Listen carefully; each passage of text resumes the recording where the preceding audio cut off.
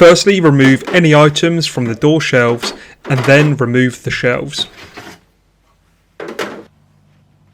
To remove the old door sill, start in one of the corners and gently peel it away from the fridge door.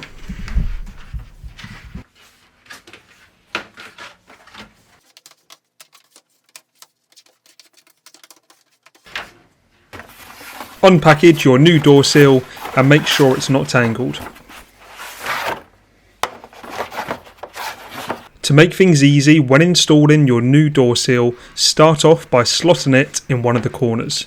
You'll then be able to feed it around the rest of the fridge door, making sure it's fully in place as you go.